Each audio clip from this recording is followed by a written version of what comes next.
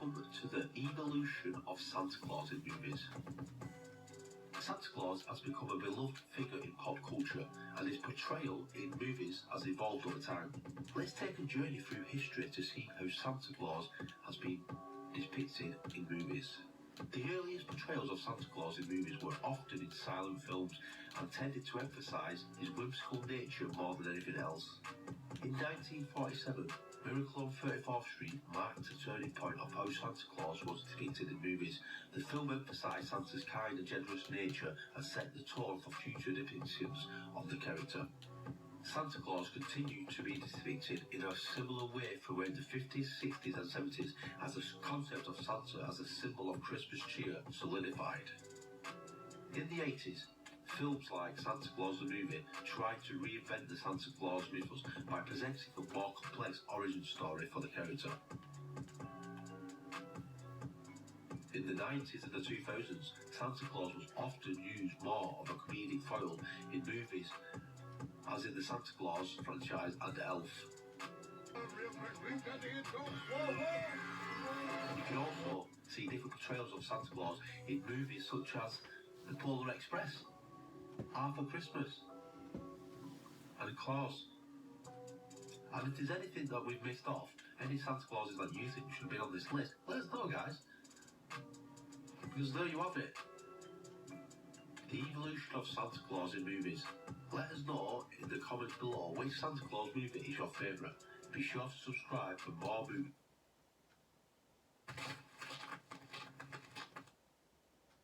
To eat lots of food. And when he went into your house, he wasn't beyond playing with the family pet or maybe stealing a turkey leg from the refrigerator. And he walks in the snow and then he goes down the chimney and gives you presents. Because Santa loves all the boys and girls, yes. Santa Claus has remained somewhat up for grabs. There's been a little bit of a battle over who Santa Claus is.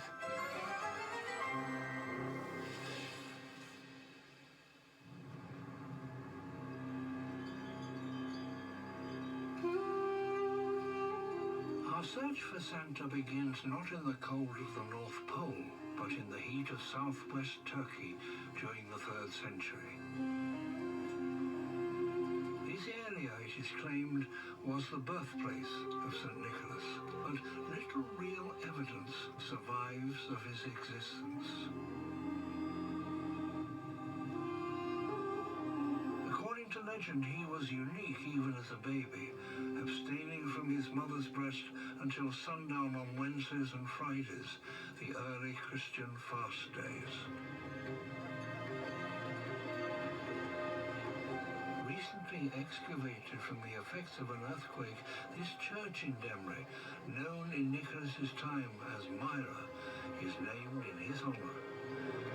The now empty tomb is reputed to weep a manna, a fluid which even today is believed to have healing powers, and once a year on the 6th of December, the day Nicholas died, pilgrims partake of the manna.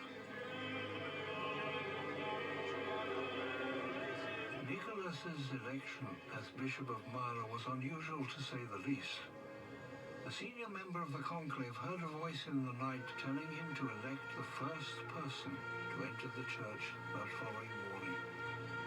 That person happened to be Nicholas, and the boy bishop was crowned. He became the patron saint of children after resurrecting 3 boys who'd been slaughtered by a butcher during a period of famine. He's also the patron saint of sailors.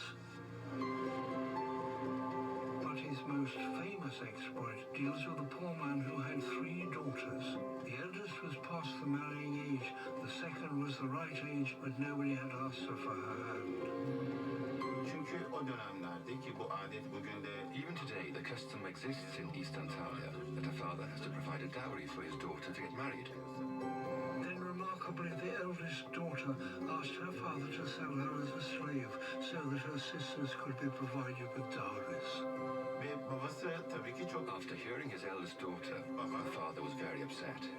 And one day in his home, he prays to God to help his daughters to get married. St. Nicholas hears this, and in order to help him, he throws a bag of gold coins through the window. Pencereden içeri atar. Over the centuries, the tale has evolved into St. Nicholas throwing bags of coins down a chimney where they landed in stockings hanging up to dry. It was this act of generosity, as well as his miraculous healing powers, that gave Nicholas his legendary status.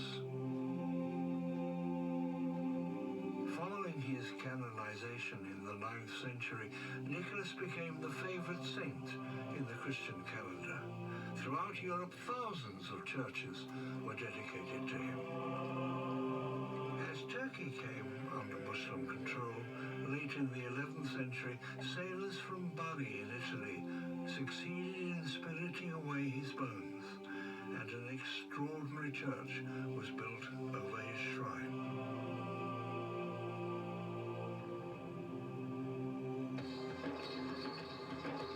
But the Muslim inhabitants of Demre are today proud to be associated with a Christian hero and hold a celebration on St. Nicholas's Day.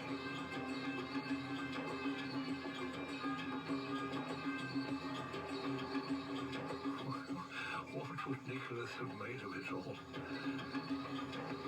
Restaurants and gift shops take full advantage of their world-famous inhabitants. Bizim de dünya için çok önemli. Father Christmas is very important for us and for the world. Vay baba bizim ülkemiz. We are very lucky and happy that he is in our country. In fact, he is a holy man for the whole world. Saldır. Today, the old reverential statue of St. Nicholas has been sidelined, replaced by a glowing universal plastic Western Santa. How a Catholic saint was transformed into a favorite children's character is a journey that spans several continents and fuses many religions.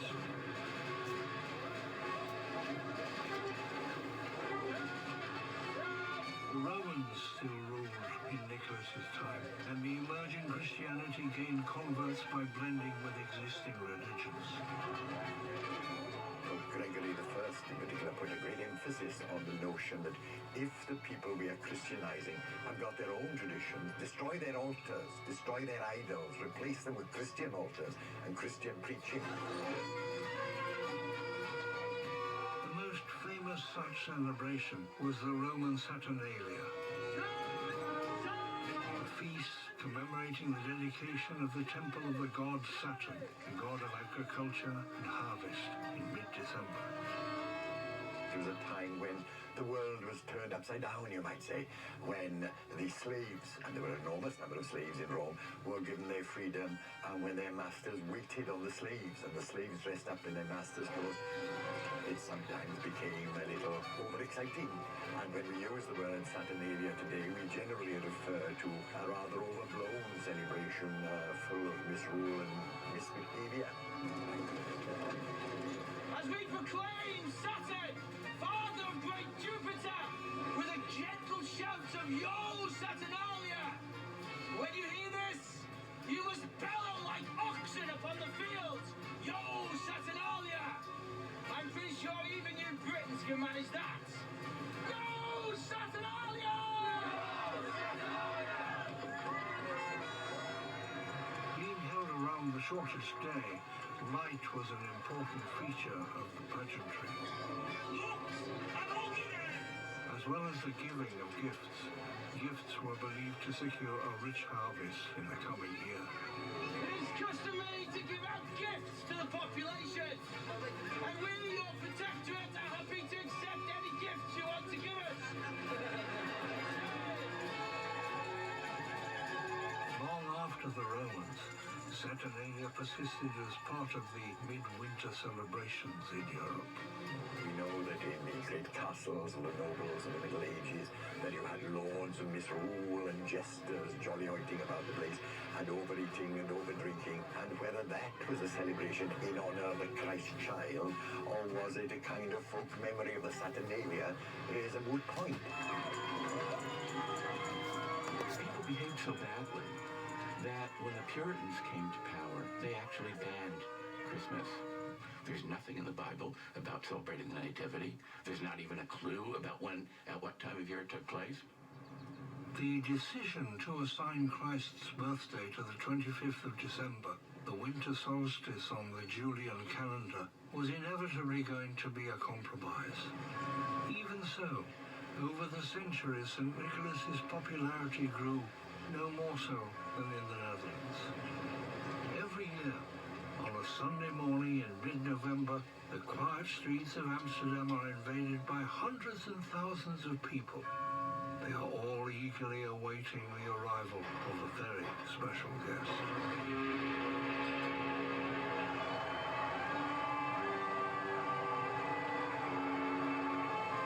St. Nicholas and his servants, we call them Black Peters, arriving from Spain in a steamer in the harbor of a big city. In the 17th century, they started to call him Sinterklaas. In English, Saint Sir Klaas. And when you pronounce it fast, then you can Sinterklaas. The Netherlands were a Roman Catholic country, but in the 16th century we have the Reformation, and then all the Roman Catholic things were forbidden, and the feast was forbidden too. And the children in Amsterdam and other places, they were going on the street. They make big noises and we want the feast, we want the feast. And then there was a big excitement in the city from that's not good as rumors, and that's bad for the merchantry and the traffic and the money. The Dutchmen liked the money.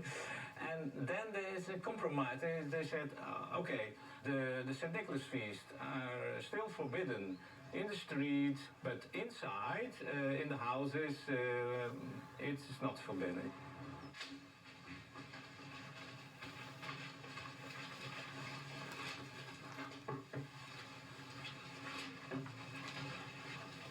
On the eve of St. Nicholas's Day, letters with the children's wishes are placed in shoes by the fireplace. Some much appreciated refreshments are placed there too. Ja. Mama, mag ik? Mama, can I have 2 apples and 2 carrots for Sinterklaas? Dankjewel. Als Sinterklaas cadeautjes heeft gemaakt. If Sinterklaas himself brings the presents, then he will arrive after midnight to make sure everyone is in bed. En als That's when he brings the presents. cadeautjes rond. De appels, The apples and the carrot and the water are for his horse. paard. Sinterklaas kapoentje, gooi wat in mijn schoentje, gooi wat in mijn lijstje. Dank u Sinterklaasje.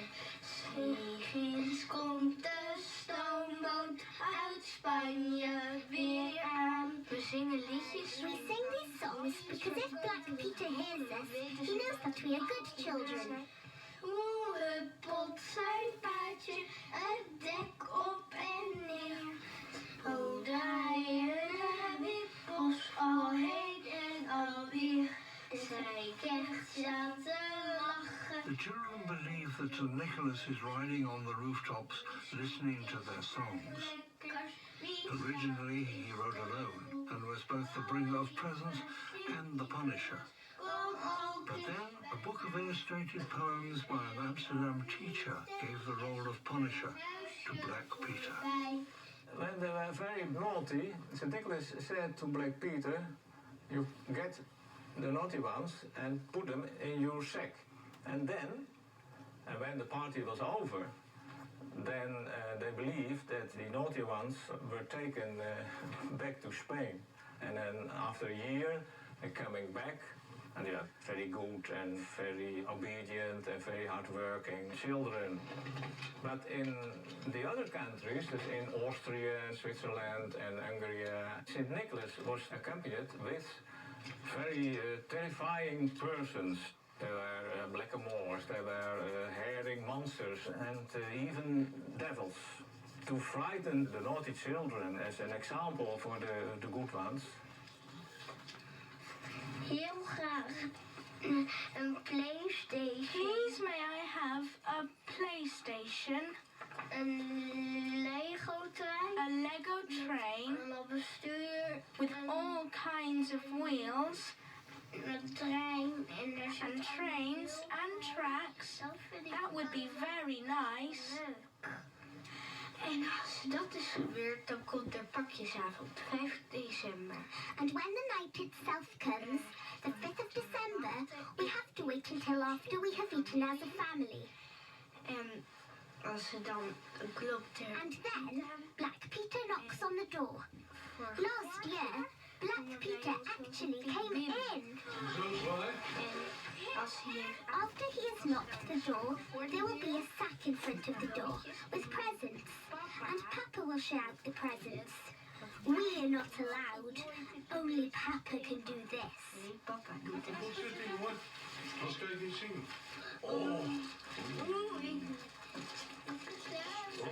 Even kijken hoor, van wie zal deze zijn? Wauw, de roos. Voor rozen.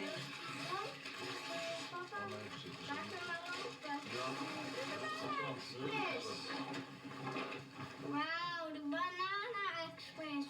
Dank u wel, Sinterklaas. Okay. Many of the customs surrounding the Christian Sinterklaas are vestiges of an older pre-Christian religion. Checking up on naughty children, riding a white horse, and children leaving food out at night can all be traced back to the Norse god Odin.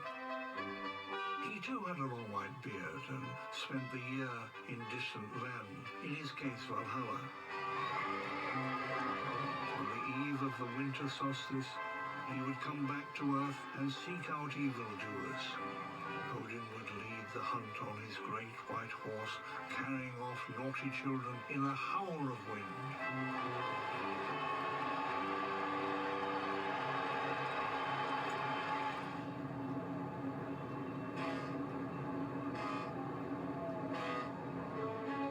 Our journey now crosses the Atlantic.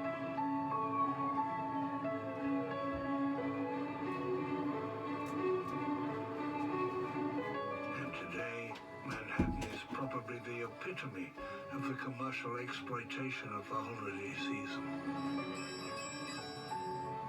But it also had a vital role to play in evolving St. Nicholas into a character that has become recognized all over the world. New York has the legitimate right to lay claim to the invention of the American Santa Claus. Originally, New York was known as New Amsterdam, and many Dutch immigrants settled here, bringing with them many European customs and traditions. There's a long-standing legend, one of many St. Nicholas legends, that St. Nicholas came to America through the Dutch. And of course it's true that the Dutch settled in New Amsterdam, now New York City, back in the early 17th century. But there seems to be no evidence that they actually brought St. Nicholas rituals with them.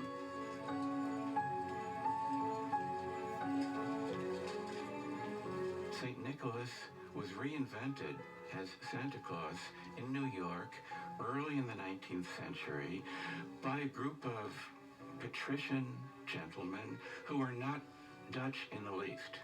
They were all of British stock, but they loved to identify with the Dutch. They were looking for a set of legends that they could associate with New York as it used to be, and that is to say, with America as it used to be.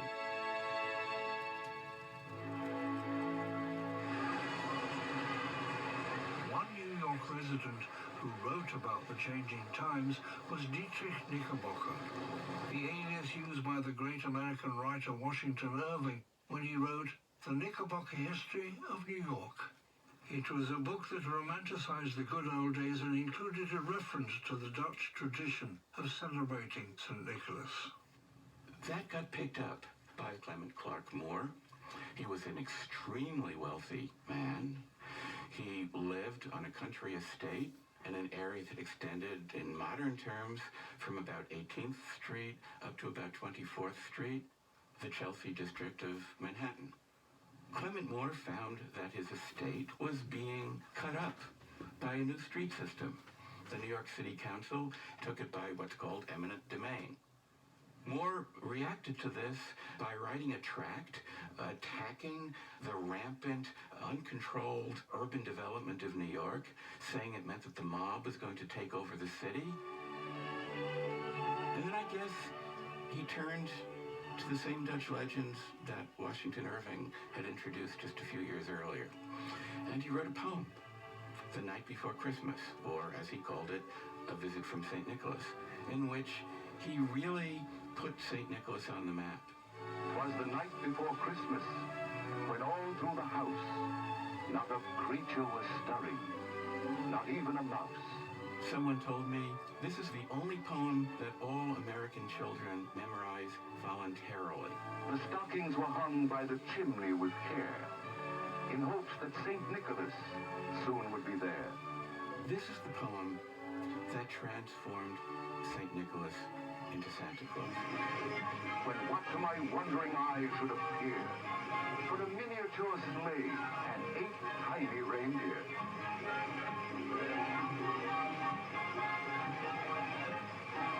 With a little old driver so lively and quick, I knew in a moment it must be St. Nick.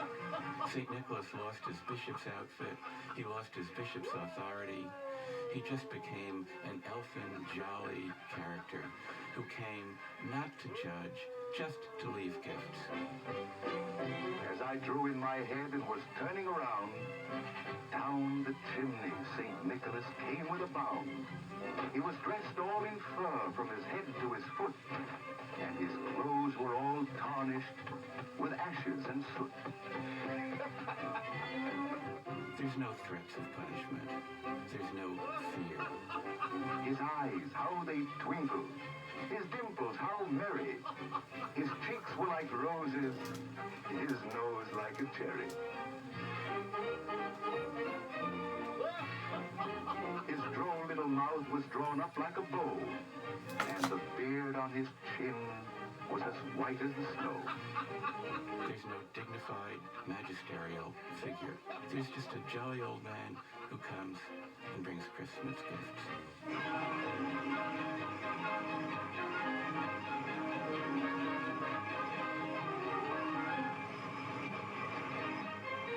Clement Moore wrote The Night Before Christmas in 1822.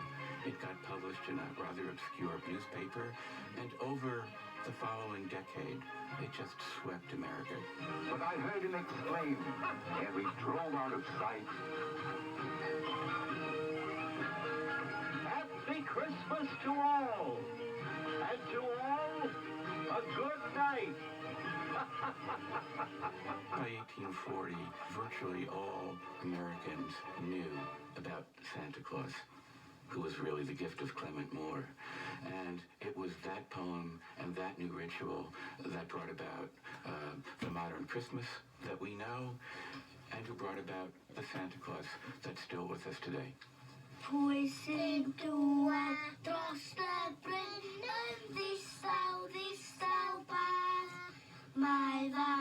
Moore could never have predicted that the poem he read to his children on Christmas Eve would become so inspirational, leave such a profound legacy in so many languages, and have such a commercial impact.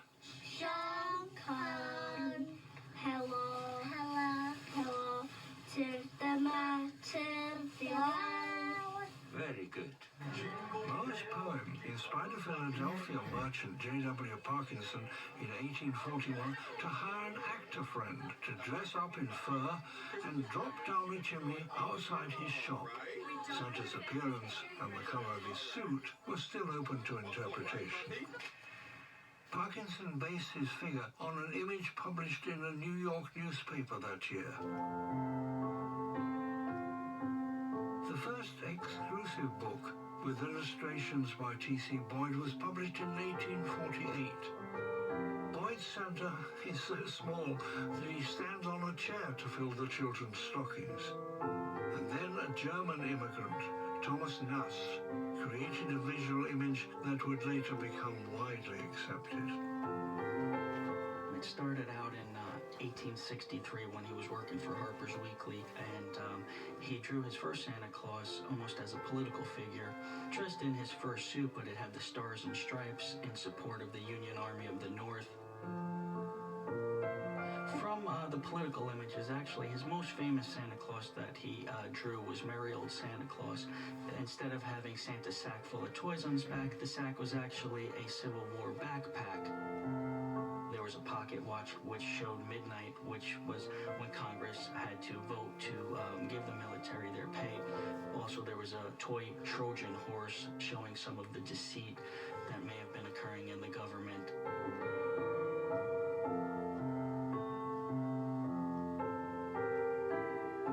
Nast's images of Santa Claus started out with a brown fur suit that eventually evolved into a red suit.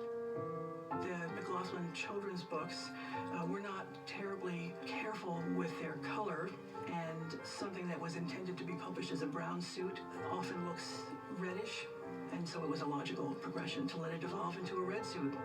There wasn't any particular symbolism to that.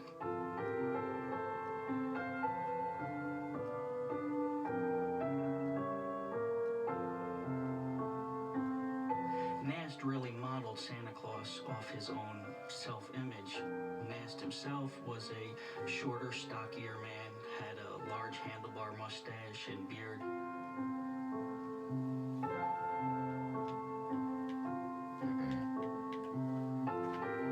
He often included his children and scenes from the inside of his house in his Christmas drawings. We can see the fireplaces of Villa Fontana, his home in Morristown, showing up in many of the Christmas drawings. Nast introduced the image of Santa Claus leaning over a huge ledger with columns of good boys and girls and naughty boys and girls. These images also appeared in double-page Harper's Weekly illustrations that also included Santa Claus at the North Pole, peering through a telescope, presumably to be watching to make sure that these were good boys and girls and not naughty boys and girls. Prior to this, no one thought about where Santa lived, but so many people were fascinated with the information they were hearing for the first time about the North Pole that became the place where Santa came from.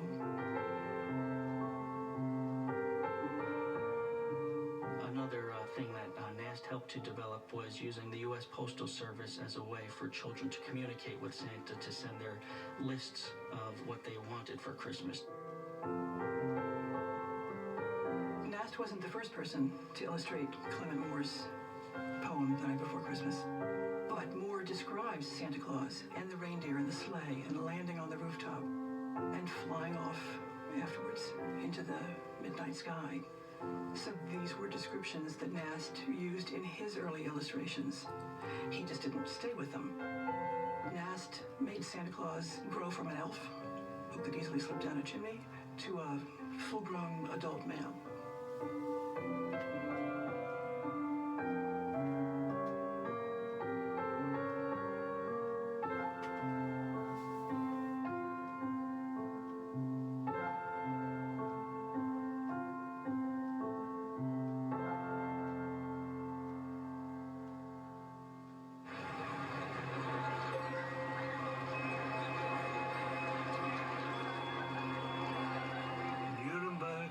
Germany, and its spectacular lantern parade. Every year, thousands flock to this city to experience the Christmas market. They have been flocking here for many centuries. Originally known as Nikolaasnoot, today it is known as Christkindlmarket. The old Saint Nick has not always had a warm welcome here.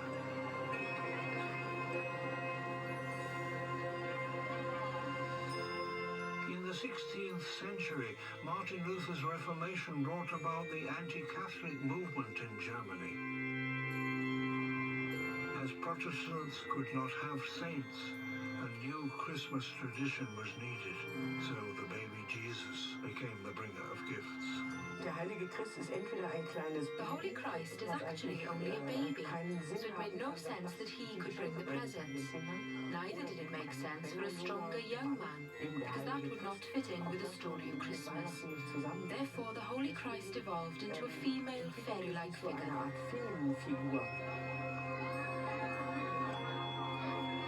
By the 1900s, the Nuremberg Christkind wore a golden pleated robe based on the Nuremberg Golden Angel. In other German towns and cities, the Christkind wears white and a starry wreath. It's a great honor for any girl to be chosen to be the Christkind. The contents of the letters and drawings are just like those by children anywhere. But in many parts of Germany, Austria, the Czech Republic and Switzerland, the recipient is the Christkind. Ich stell's mir so vor. I imagine her to have long curly hair and a long dress and a big crown. I also think she would have a crown and a golden robe and golden curly hair. And a golden book.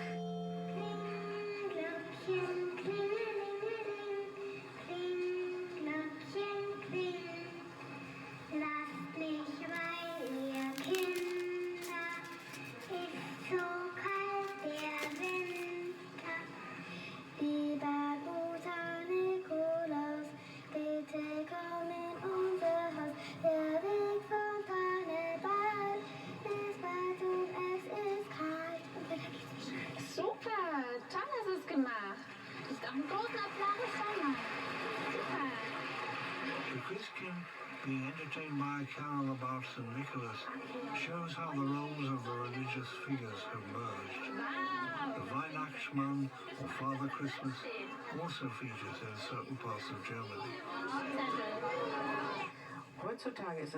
Today it is totally different.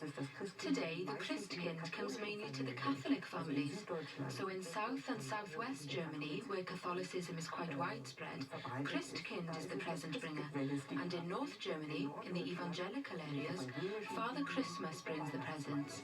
So this is a crossover development which is very interesting.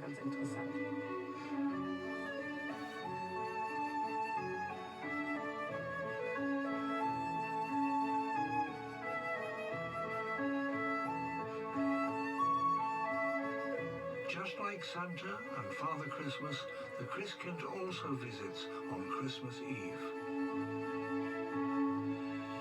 I think the Christkind brings the presents when we are all in church. That's on the 24th of December, and when we come home, we aren't allowed into the living room. Then we are allowed in, and there is a decorated Christmas tree.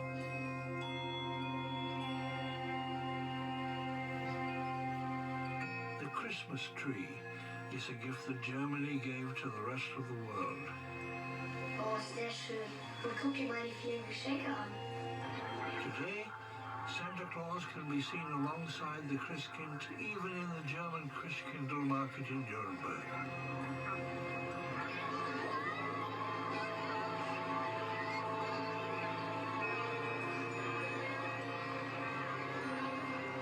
It's ironic that a variation on the pronunciation of Christkind, Chris Kringle, has become another name for Santa Claus in certain parts of America.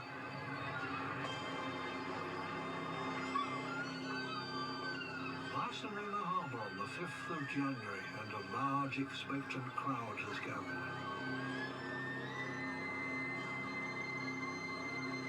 Some special guests are expected.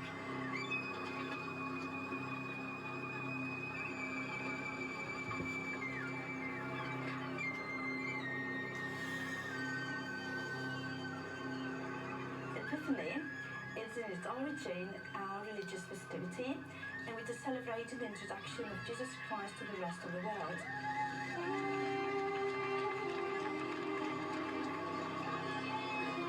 In Spain, we don't have Father Christmas.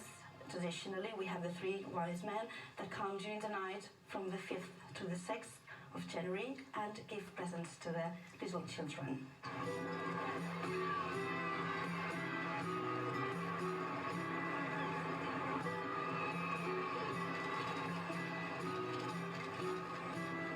The three wise men are Melchior, that represents Europe, Gaspar, who represents Asia, and Balthasar represents Africa. And they were the three continents known at the time Jesus Christ was born.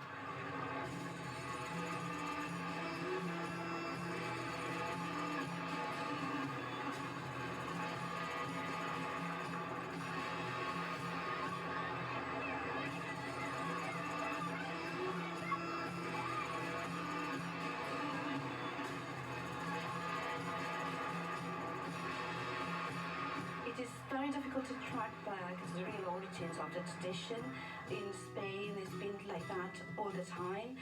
And nowadays, we're very proud of having the three wise men in contrast to the Anglo-Saxon tradition of Santa Claus or Father Christmas. We feel that we are different with that. And of course, it's not only a tradition in Spain, it's a tradition in South America and in the old Spanish colonies all around the world.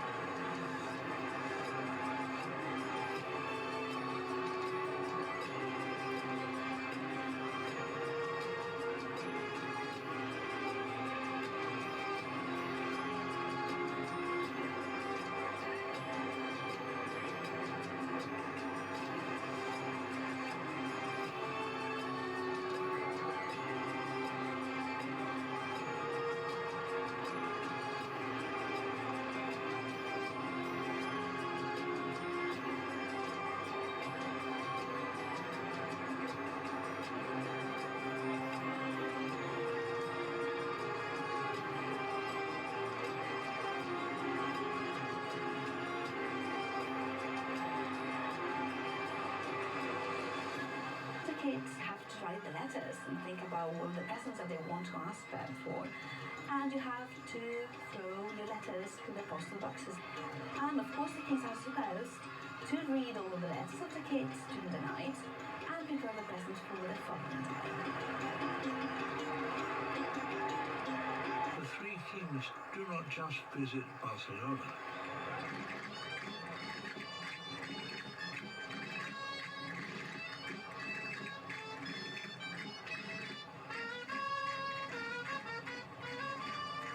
Alcoy is a bit special because in this town the idea of preparing a cavalcade in which you had a parade with the camels and the kings in person was first thought here and first realized in 1886.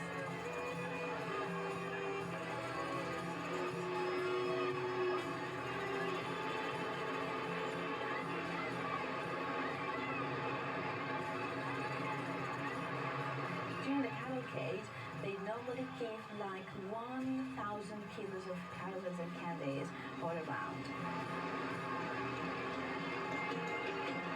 Best thing is to receive the presents from the pages, where you have these like large ladders that are put against the balconies, and then you'll have the pages climbing around with big packets full of presents and toys, and then you'll see the little kids receiving with all devotion these packages from the real kings and pages.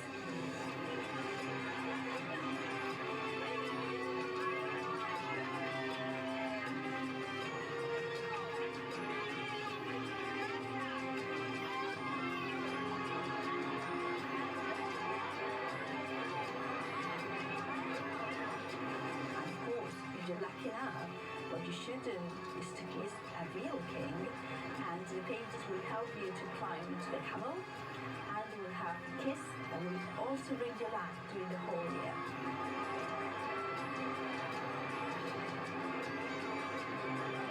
So, if you come to Alcoy and you see the cavalcade, it's impossible not to believe in the three wise men.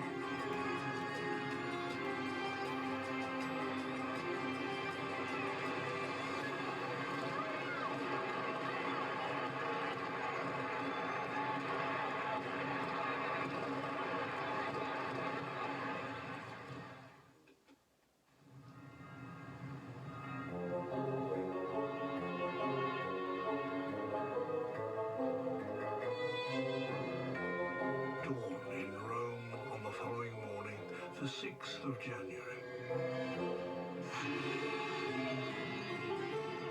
These Italian children are very excited. Like all children, they are eagerly anticipating opening their presents.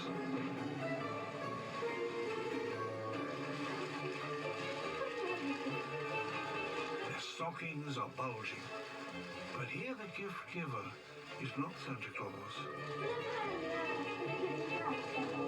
but a witch called Befana. The Befana is a woman, an ugly old woman who looks like a witch, with a broom and a pointy black hat.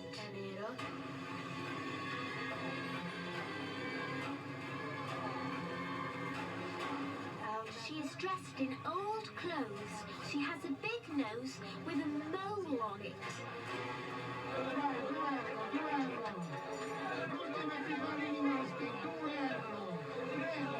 Legend has it that the three wise men approached an old woman asking for directions to where Christ was born. She didn't know, but provided them with shelter for a night. She declined their invitation to join them on the search. Later, however, she had a change of heart, but couldn't catch up with them. Instead, she gave the gifts she'd prepared for the baby Jesus to children she met along the way. Similar characters exist in other countries, in Russia, Babushka, in southern Germany, Frau Holder. It is said on the night between the 5th and the 6th of January, she comes down from the chimney and brings presents to those children that have been well behaved. There are documents from 18th century in which the Befana is expected to punish the children. They are bad.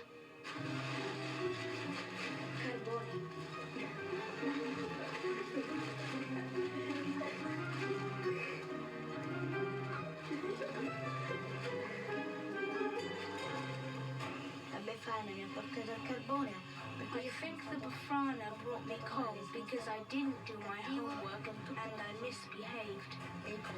I must have been very nasty to my sister.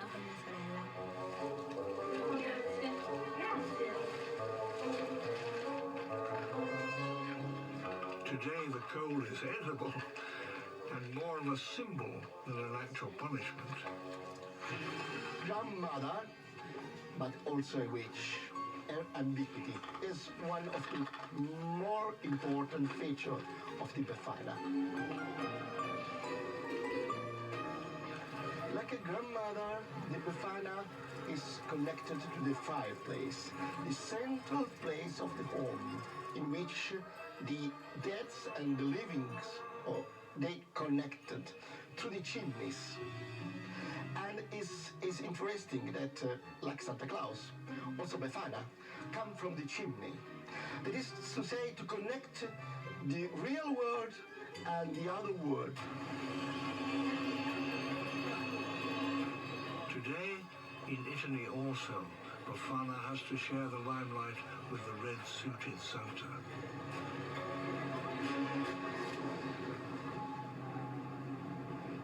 For centuries, the sun has played a crucial role in Northern Hemisphere winter festivities. Rituals celebrating the shortest day and looking forward to the new are common to Scandinavian and Celtic countries. The Mari Nuid, or Grey Mare, is an ancient Welsh rite for the Celtic goddess Rhiannon. The Mari consists of a mare's skull fixed to the end of a wooden pole with white sheaths concealing the person carrying the Mari. The group arrive at the door of a house or pub where they sing several introductory verses. Then comes Punko, a battle of wits where the inhabitants and the Mari party outside exchange challenges and insults in rhyme. At the end of the battle, the Mari demands entry into the house and partakes of the hospitality.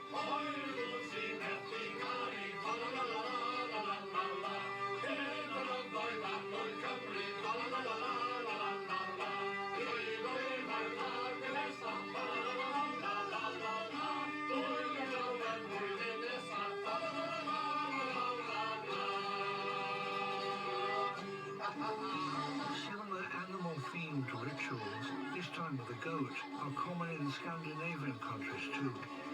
It was very common that the teenagers dressed up, and one of them was the julbock. And then they moved around to the houses, and they made fun, and they sang songs and so on. It's pagan. And we have rock carvings in Sweden from the Stone and Bronze Age, which show people in masks with animal horns. And then in the end of the 18th century, when we needed someone to come with the Christmas presents or julklapparna, it was the julgoat or julbocken. So he came and knocked on the door and came in with all the parcels, and he threw them round, and he still made some fun and noise and so on.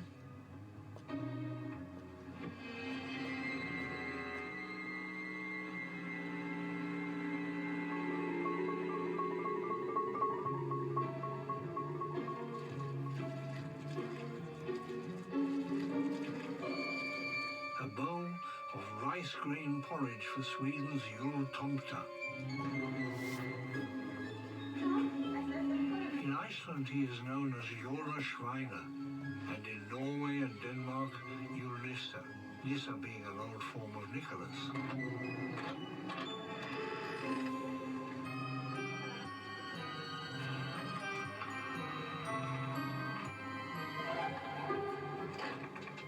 He's a happy little creature, only 18 inches tall.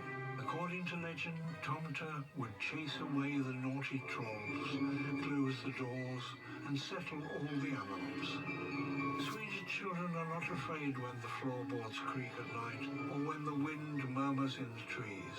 They know that it's just the Tomte doing his rounds.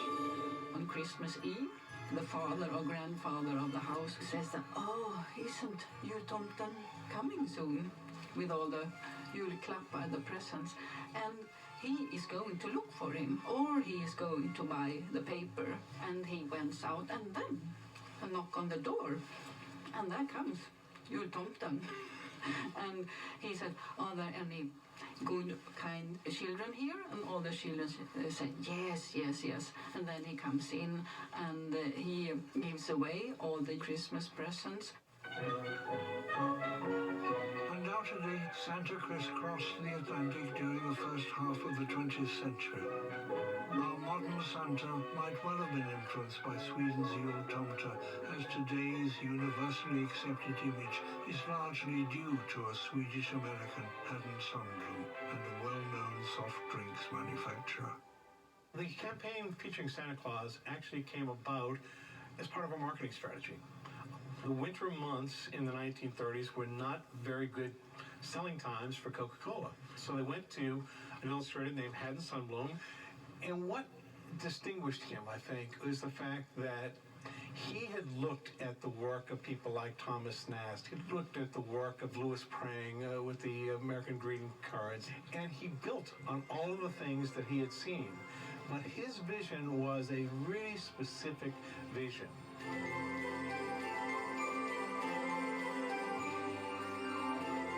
He really saw this Santa Claus as an outgoing person, somebody who really enjoyed the Christmas season. And his illustrations capture the very essence of the season itself. It's a happy time, it's a warm time, it's a time to be with family and friends.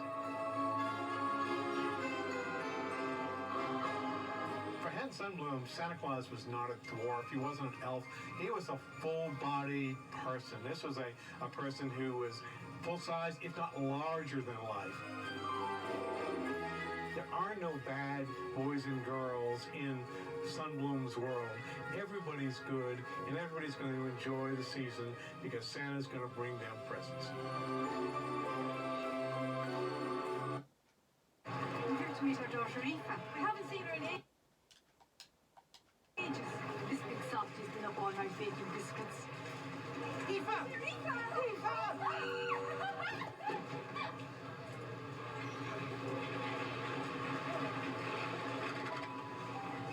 Guys, I bungee jumped off a bridge.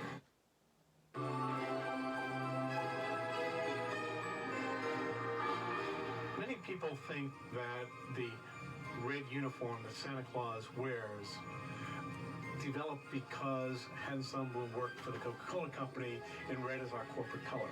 Well, that's a really fortunate accident for us, but in fact the red-suited Santa had been well established before Sundblom came along to do his interpretation.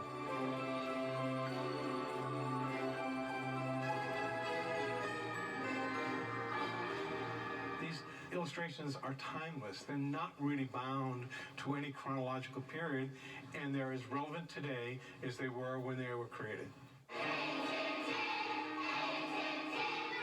Sundblom Santa has undoubtedly become the norm throughout the world, and there's little doubt in these young people's minds about Santa's appearance.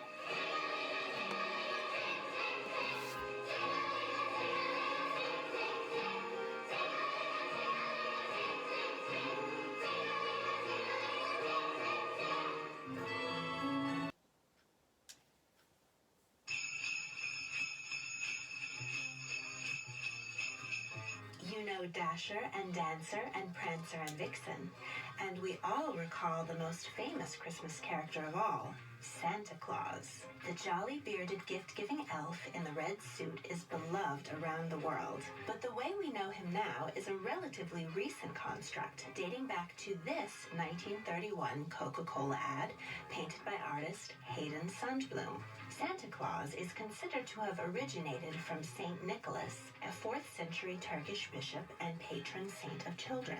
But the modern concept of Santa has evolved from a combination of many traditional holiday characters from around the world, most of which are still beloved and gleefully anticipated by children today. But not all of these Yuletide visitors bear presents and good cheer. Some of them offer mischief, others downright terror. 10. Father Christmas. This holiday patriarch from across the pond is synonymous with Santa Claus today, but he has a pretty interesting backstory. Following the English Civil War in the 1640s, Puritans took over the government, beheaded King Charles I, and outlawed Christmas along with everything else fun. Resistors of the new regime used the folk legend of Father Christmas in pamphlets to promote the return to the good old days. He was usually depicted wearing green. After the restoration of the monarchy, Father Christmas remained a symbol of the holiday, which was more about adult merrymaking. In the Victorian era, Christmas shifted to a family-centric season, and Father Christmas became the nocturnal gift giver we know today. 9. Christkind, or Christ Child, is the gift giver to children in many countries including Austria, Switzerland, Germany, Croatia, Italy, Portugal, and Brazil. In the 1500s, the founder of the Protestant faith, Martin Luther, promoted Christkind as an alternative to the Catholic gift giver, St. Nicholas, and the day of giving was moved from December 6th, the feast of St. Nicholas, to Christmas Eve. Although the figure is meant to be the infant savior, it is often depicted by a blonde woman with gold wings. Sinterklaas and Zwarte Piet. Sinterklaas is the Santa Claus of the Netherlands. He is a white-bearded man who dons the traditional red and white robes, hat, and ceremonial shepherd's staff of a bishop and rides a white horse. According to tradition, he comes from Spain and arrives in the Netherlands by steamboat each year in November. His arrival is part of a large parade and is broadcast nationwide. His servant, Zwarte Piet, or Black Peter, accompanies him. On December 5th, Sinterklaas gives gifts and candy to good children, while Zwarte Piet punishes naughty children, throwing the particularly bad ones in a sack so he can take them home to Spain for further torture. Not surprisingly, the Zwarte Piet tradition has come under fire in recent years for its racial tones, especially since the character is usually played by a white person in blackface. 7. Tomte. Also called Nisi, these magical characters originated from pre-Christian Scandinavia.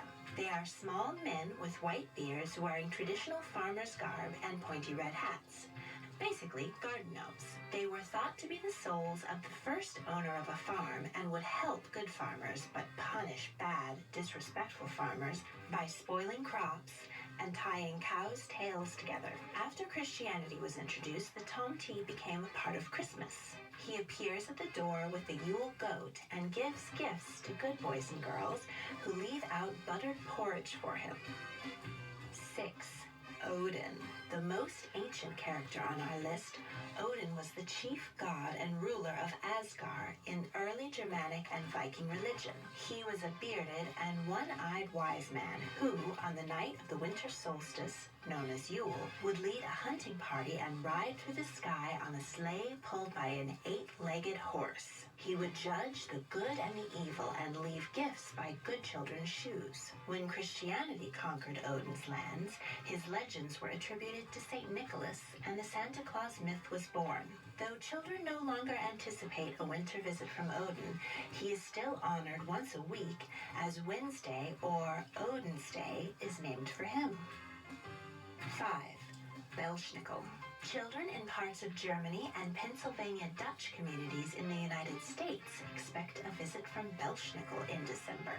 He is a crotchety man dressed in disheveled brown clothes. He makes children recite poems and prayers or solve math equations. He rewards good children with candy and cakes and whips naughty children, but warns them that they still have time to improve their behavior before the arrival of St. Nicholas on Christmas Eve. Belschnickel had a moment in pop culture when he was explained by the character Dwight Schrute in the NBC comedy The Office. 4. Deed Moors and the Snow Maiden. Deed Moors, or Old Man Frost, brings presents to children in Russia and Eastern Europe on New Year's Eve. He wears a long blue or red cloak, a fur cap, and carries a magic staff. He dates back to pre-Christian times when he was the Wizard of Winter and was considered cruel and evil. Christianity adopted and reformed him to a kind-hearted character. His daughter and helper, the Snow Maiden, accompanies him. It is said that her mother is spring and that she is made of snow. When she fell in love with a mortal man, the warmth in her heart melted her. Number 3, the Yule Lads. On the 13 nights before Christmas, Icelandic children are visited by the 13 Yule Lads. The lads are the sons of a mountain troll and leave presents by shoes, but also play pranks on hapless families. They are often depicted in the company of the Yule Cat, who eats naughty children. Each lad has a name which describes their favorite pranks. The names in English, in order of appearance, are Sheep Cout Claude, Gullygawk, Stubby, Spoon Licker, Pot Scraper, Bowl Licker, Door Slammer, Skyer Gobbler, Sausage Swiper, Window Peeper, Doorway Sniffer, Meat Hook, and Candle Stealer. Kinda puts Happy and Dopey to shame. Number 2, Krampus. This horned and hairy Christmas demon has gotten a lot of exposure lately with the 2015 sleeper hit. But the half-goat, half-demon with a long, Gene Simmons-like tongue has long been terrifying children in the alpine regions of Austria and Germany. He doles out coal and whippings to bad boys and girls on December 5th, the night before the feast of St. Nicholas. On this night, known as Krampusnacht, many towns hold parades where people will dress up as Krampus, drink, and cause mischief. Number 1, Befana. The Christmas witch comes from an Italian legend about a very good housekeeper who offered shelter to the 3 wise men on their way to visit the infant Jesus. She accompanied the wise men and gave gifts to Jesus, who in turn made her the mother of all Italy. Her appearance is that of a traditional scary witch, an old crone with warts, a long nose and chin, and a pointy black hat. However, she is a kind and loving character who is said to sweep the floors of homes when she visits on Christmas Eve. She flies on a broom down the chimneys to give presents to good children, coal and dark candy to bad. Children leave her wine and treats. Which of these worldwide Yuletide characters do you hope will be stopping by your home this holiday season? Let me know in the comments and be sure to subscribe for more fun holiday videos. Thank you for watching and Merry Christmas! So have a new best. Happy Merry Christmas to all you guys. See you guys next year. Bye.